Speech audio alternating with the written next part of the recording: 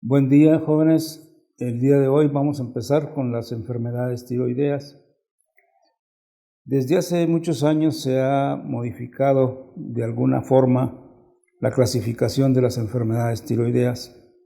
La clasificación más simple es aquella que emplea la función de la glándula.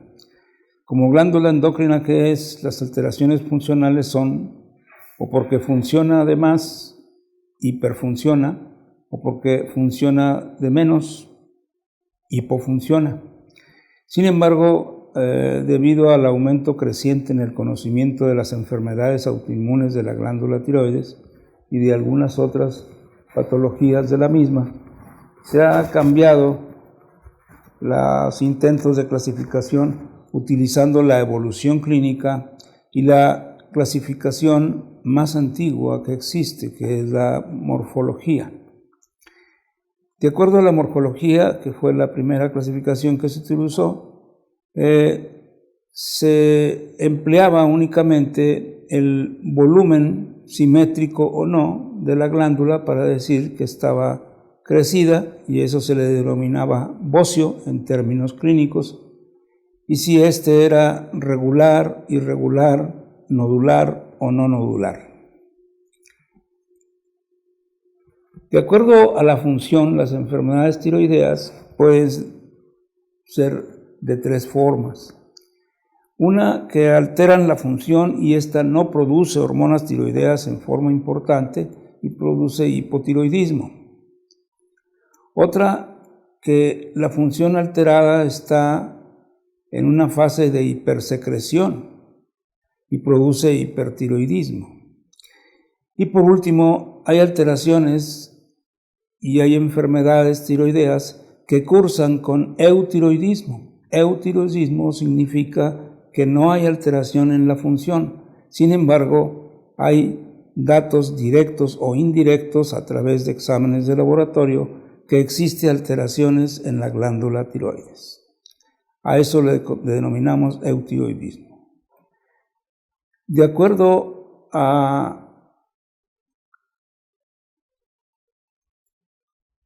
la evolución clínica, esta puede ser transitoria, es decir, aparecer y luego desaparecer y ya no volverse a presentar.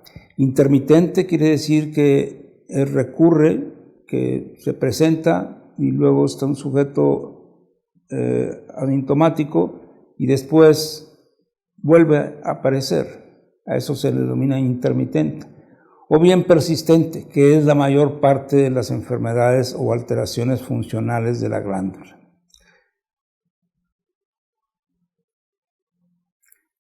Si nosotros utilizamos la conjunción de ambos trastornos, la función y la evolución, podemos encontrar que tanto el eutiroidismo, el hipotiroidismo como el hipertiroidismo pueden presentar estas alteraciones en la evolución, transitoria, intermitente o persistente.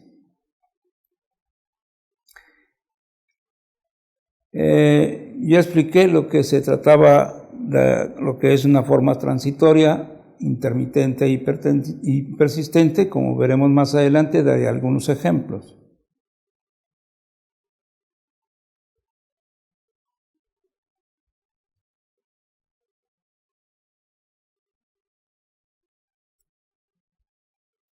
De acuerdo a la clasificación morfológica, se le denominaba bocio al agrandamiento o aumento de volumen de la glándula tiroides, como bocio difuso, bocio uninodular o bocio multinodular. Bocio difuso hace referencia al crecimiento global y simétrico de toda la glándula tiroidea. Recuerden que anatómicamente la glándula tiroidea tiene dos lóbulos unidos por un istmo. Este crecimiento es global. El bocio uninodular se refiere a la aparición de un nódulo en alguno de los lóbulos tiroideos. Si es un solo nódulo, se llama enfermedad uninodular. Y por último está el bocio multinodular. en el cual aparecen varios nódulos en el mismo lóbulo o en ambos lóbulos de la glándula tiroides. Cada una de estas patologías, de acuerdo a esta primaria clasificación de las enfermedades tiroideas, tienen funciones y alteraciones en la evolución clínica que son diferentes. El hipertiroidismo, que es de lo que vamos a hablar el día de hoy, es un estado clínico que resulta del incremento en la acción de las hormonas tiroideas circulantes en los tejidos periféricos. Este incremento en la acción es porque aumenta la concentración de hormonas tiroideas circulantes.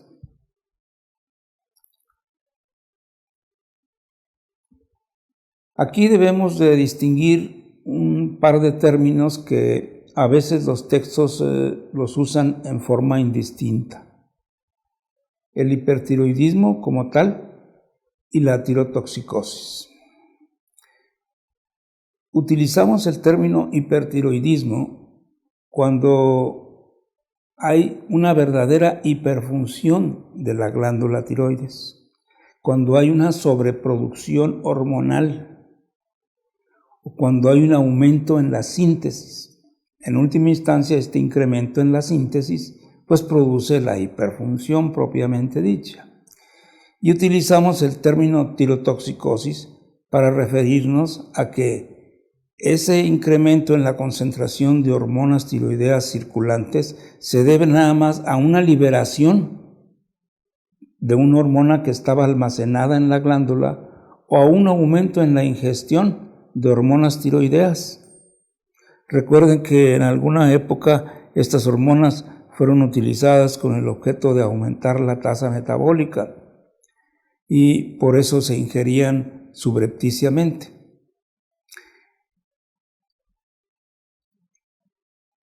Las causas más frecuentes de hipertiroidismo, es decir, de hiperfunción de la glándula tiroides, son las causas autoinmunes, como lo es la enfermedad de Graves. Le sigue en frecuencia aquí en nuestro medio, estas son algunas de las estadísticas que hemos recopilado a través de los años en nuestro hospital, le sigue en frecuencia el bocio multinodular y por último el bocio uninodular o bien adenoma tóxico. Variedades de hipertiroidismo de acuerdo a la causa tenemos, como dije al principio, las más frecuentes son las autoinmunes, como la enfermedad de Graves o como la hashitoxicosis. Esta hashitoxicosis no hace referencia más que a un sujeto que tiene una tiroiditis de Hashimoto y que de pronto empieza a producir autoanticuerpos que estimulan la función de la glándula tiroides y produce transitoriamente el efecto como si fuera un Graves, pero se le llama hashitoxicosis porque la base histopatológica es una tiroiditis de Hashimoto. La forma autónoma de hipertiroidismo corresponde al adenoma tóxico y luego al bocio multinodular tóxico. Otra forma es la inducida por TSH, el adenoma hipoficiario, por ejemplo, productor de TSH, la resistencia hipoficiaria a las hormonas tiroideas, es decir, los tejidos no sensan la presencia de hormonas tiroideas y entonces hay un incremento de ellas en la circulación. La enfermedad trofoblástica, en donde se produce una sustancia con actividad mimética de TSH y se produce hiperfunción tiroidea. Y por último, el bocio inducido por yodo. Este es el único caso, con excepción de los demás, que tiene captación de yodo radioactivo baja. Todos presentan captación de yodo radioactivo elevada. La prevalencia es 1 en 1000 mujeres y 1 en 3000 varones, o sea, es predominantemente en las mujeres, con una edad que va en la tercera a cuarta década de la vida la mayor parte de los sujetos.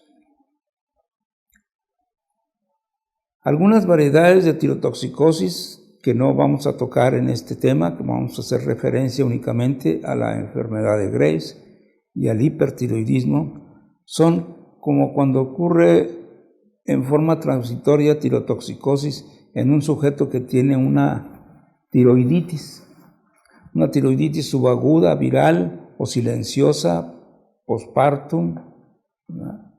Estas son variedades de tiroiditis o de tirotoxicosis transitoria, y estas son tirotoxicosis ectópica. Ejemplos son la ingestión subrepticia de hormonas tiroideas, el estruma ovárico y el cáncer folicular metastásico funcionante, el cual afortunadamente es sumamente raro. Todas estas variedades de tirotoxicosis, a diferencia de las de hipertiroidismo que mencionamos con anterioridad, todas presentan captación de yodo radioactivo a las 24 horas baja.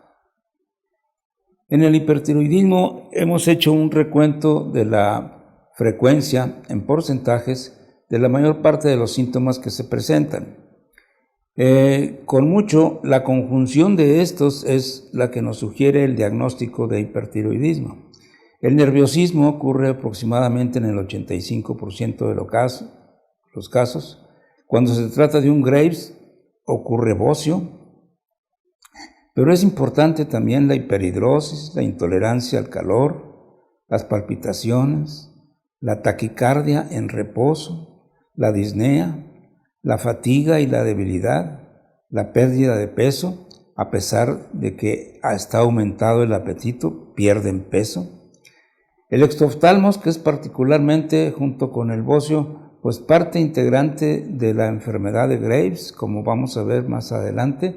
Hay otros 2 integrantes más de lo que sería la enfermedad autoinmune con hiperfunción de la glándula tiroides. La piel característicamente está caliente, es húmeda, hay labilidad emocional, son sujetos que tienen tendencia al llanto a veces y al mismo tiempo lloran. Hay un porcentaje no despreciable de fibrilación auricular. Ocurre disinergia oculopalpebral por el efecto hipermetabólico y hiperadrenérgico de la enfermedad. Hay caída fácil del cabello en el 60% de los pacientes y en las etapas iniciales del crecimiento hay aceleración del mismo, pero después ocurre un retardo por el cierre temprano de las epífisis óseas.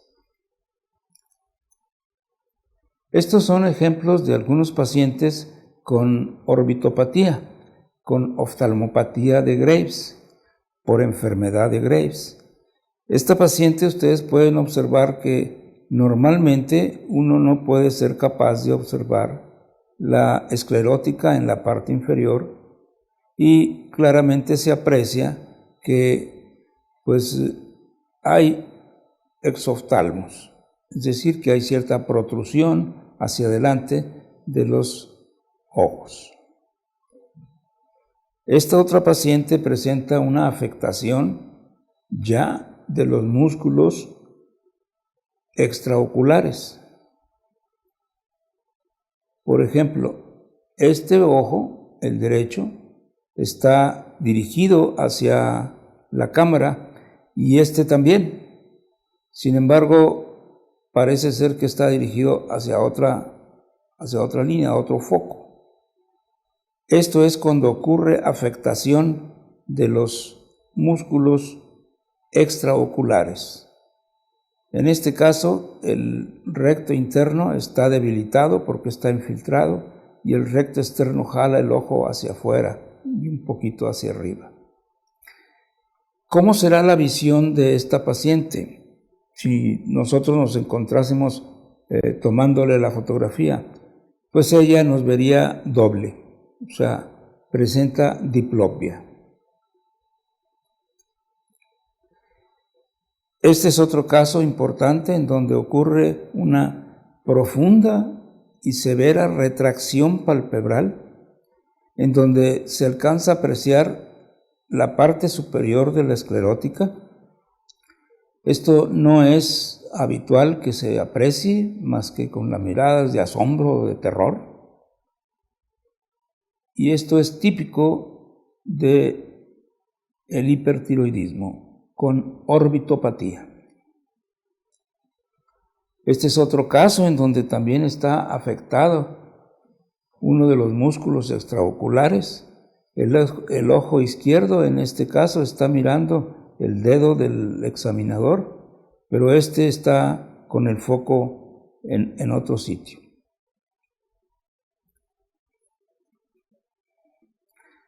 Aquí es un caso más severo de orbitopatía, de oftalmopatía, en donde hay un edema muy importante de los tejidos circundantes a la cavidad orbitaria.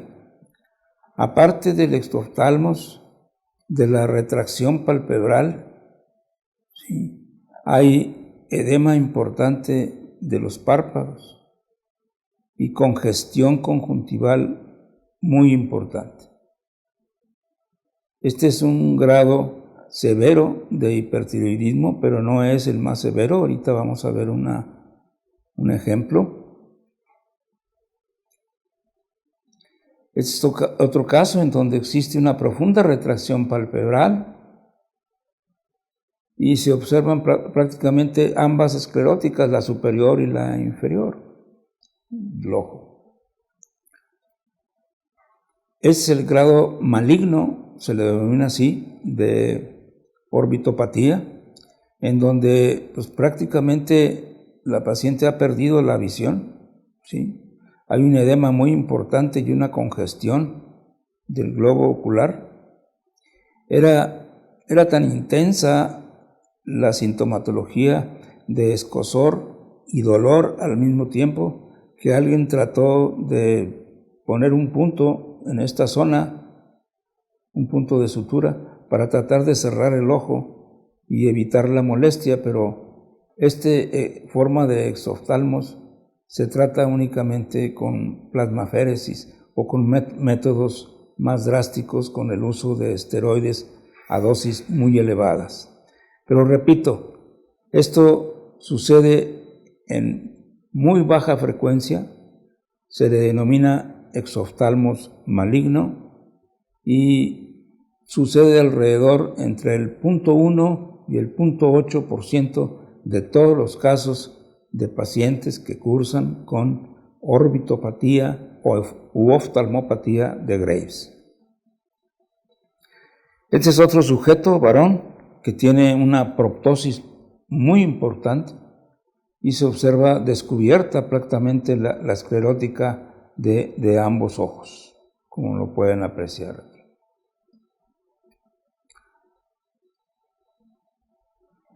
Este es el caso de una paciente que se pensaba tenía un exoftalmos unilateral, pero no. Una vez que se realizó un estudio de órbitas con una tomografía, se vio que realmente el ojo izquierdo, que aparentemente es el normal, sí tenía infiltración linfocitaria.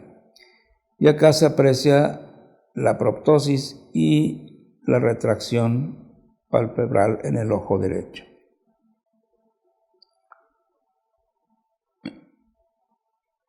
Esta es una paciente que fue tratada de su hipertiroidismo en forma definitiva. Después de haber utilizado drogas de acción antitiroidea, se le llevó al eutiroidismo y 2 años después la orbitopatía no cedía y quedó con la hendidura palpebral asimétrica. Esta paciente decidió intervenirse quirúrgicamente a fin de asegurar una simetría mejor en las hendiduras palpebrales. Aquí está, después de la cirugía, lo que se hace es una tarsorrafia, es decir, el musculito que eleva el párpado se le hacen varias secciones y se trata de igualar la hendidura palpebral de un lado con la del otro. Una vez que el proceso de cicatrización ha desaparecido, la paciente quedó en estas condiciones. Se sigue apreciando un poquito mayor la hendidura palpebral por la proptosis del ojo ocular, pero de ninguna forma como estaba al principio.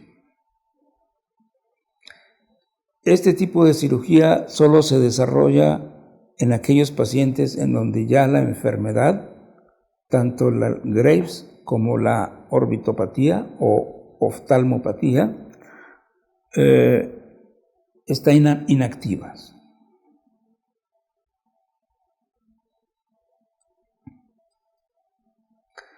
Este es el otro integrante de los 5 que les decía de la enfermedad de Graves, la dermopatía.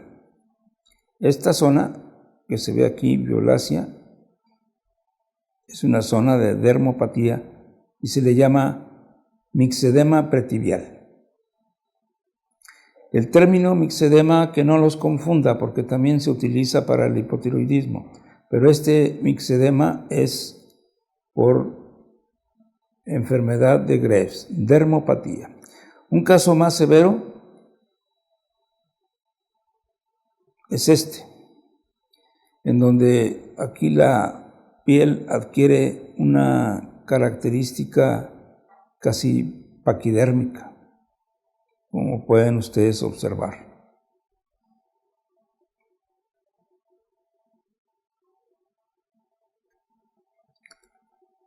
Y por último está la acropaquia tiroidea, es decir, la enfermedad de Graves cursa con hipertiroidismo, bocio, oftalmopatía, dermopatía y acropaquia tiroidea.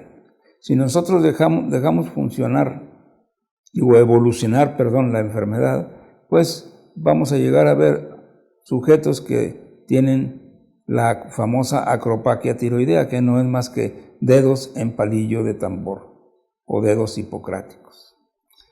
Esta es una imagen de una gamografía tiroidea con hiperfunción de la glándula, en donde se aprecia una captación muy importante de la misma. Desde el punto de vista del laboratorio, la característica en el perfil tiroideo es que el sujeto con hipertiroidismo debe tener la T4 total y libre elevadas, es decir, estas primeras dos, la T3 total también elevada, y muy importante para que sea hipertiroidismo, la TSH debe estar suprimida. Así tenga una tirotoxicosis por tiroiditis o tirotoxicosis porque está tomando pastillas de más de hormona tiroidea, la TSH siempre debe de estar suprimida. Esa es una condición para hacer el diagnóstico de hipertiroidismo. En el diagnóstico diferencial, pues obviamente imagínense a un sujeto que tiene palpitaciones, que está nervioso, que tiene temblor digital, que tiene ansiedad, que tiene retracción palpebral, que tiene los datos de una oftalmopatía, pero que también tiene un estado hiperdinámico circulatorio. Esos sujetos también lo presentan cuando tienen ansiedad. Un estado de ansiedad es un estado hiperdinámico. La diferencia es que, por ejemplo, las manos de un sujeto que tiene ansiedad están sudorosas igual que las que tiene un sujeto con hipertiroidismo, pero la ansiedad tiene las manos frías. y en el hipertiroidismo las manos están calientes. El embarazo es otro estado con hiperdinamia circulatoria. La diabetes descontrolada, no la diabetes controlada, la diabetes descontrolada puede producir un estado hiperdinámico. Las enfermedades neoplásicas consuntivas también producen eso, porque la pérdida de peso importante que genera el hipertiroidismo pues debe hacernos sospechar una enfermedad neoplásica en un sujeto, sobre todo en la cuarta o quinta década de la vida. La menopausia, sin duda, es una etapa de la mujer en donde hay muchos cambios hormonales y muchos sofocos, muchos fenómenos vasomotores que pueden confundirse con hipertiroidismo. Y por último está un estado de hiperadrenergia, producido por un tumor de las glándulas suprarrenales que produce crisis hipertensivas, como lo es el feocromocitoma. En una crisis, un paciente con feocromocitoma puede simular inicialmente, si no se ha checado la presión arterial, pues un cuadro de hipertiroidismo. Lo repito, todas estas 6 cosas deben ser consideradas en el diagnóstico diferencial de un hipertiroidismo. El tratamiento médico es muy sencillo. Se utiliza metimazol, que es la única droga que tenemos en México. La dosis puede fluctuar entre 15 hasta 60 miligramos al día. Puede ser repartida en 3 tomas o en 2 tomas. Y después de algún tiempo se puede dar una sola toma, puesto que se concentra 20 veces más en la glándula. Puede tomarse una sola dosis. En niños, la dosis va de 0.4 miligramos por kilogramo de peso por día. Las complicaciones son importantes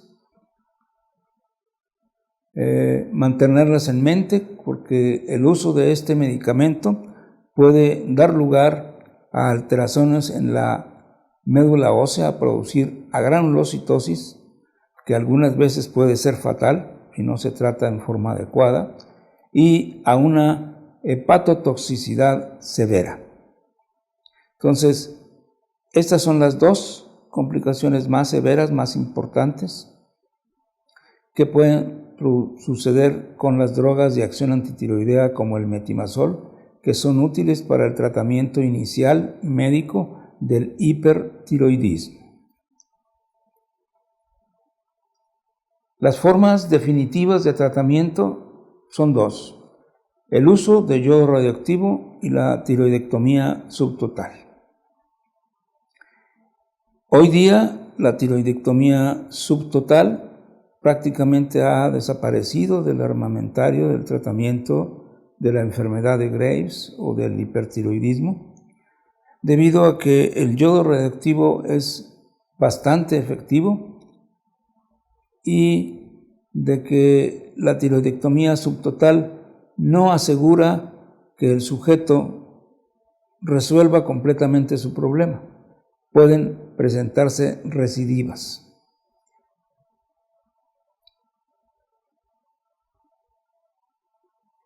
Repito, hoy día se prefiere como tratamiento definitivo el uso de yodo radioactivo a dosis que produzca ablación de la glándula para frenar en forma definitiva la hiperfunción de la misma.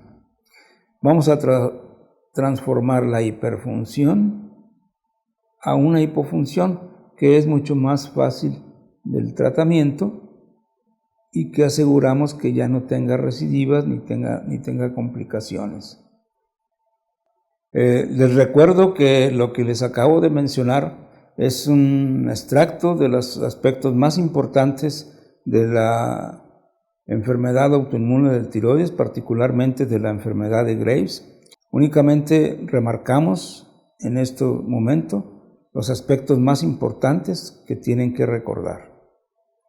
Vuelvo a insistir, lo más importante es que ustedes conjunten esto que escuchan aquí, que observan aquí, con la lectura de su clase en su libro de texto. Muchas gracias. Aquí concluimos las enfermedades por hipertiroidismo.